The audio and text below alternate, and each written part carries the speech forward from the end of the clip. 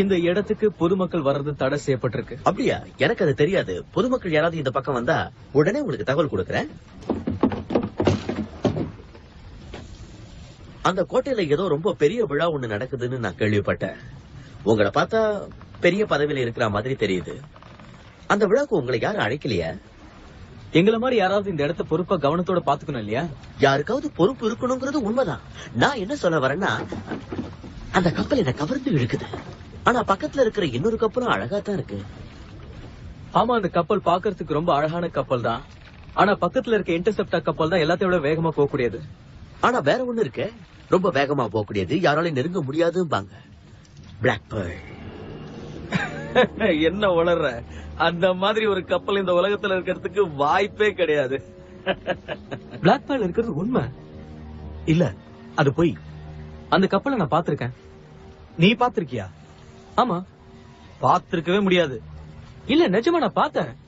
மண்ட ஒட்டு குடி போட்ட கருப்பு பாய்மரங்களோட முரட்டுத்தனமான மாலுமிகளும் கொடூரமான கேப்டனும் பயணம் செய்யற நரகத்திலிருந்து வந்த மாதிரியான கப்பலையா நீ பார்த்த?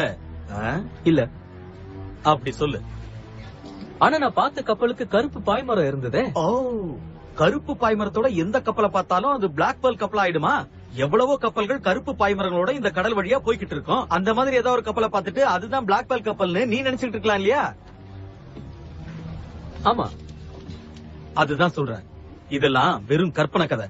நாம எதையும் சரியா கவனி.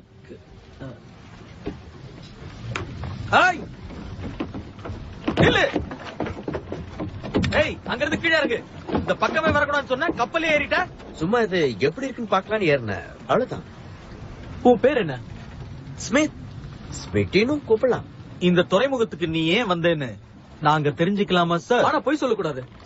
சரி, நிஜத்தை சொல்லிடுறேன்.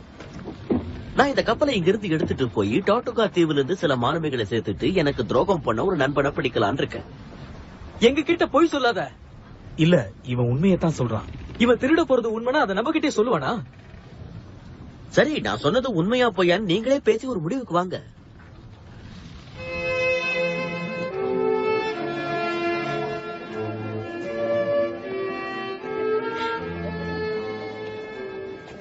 உன் கூட கொஞ்சம் பேசலாமா?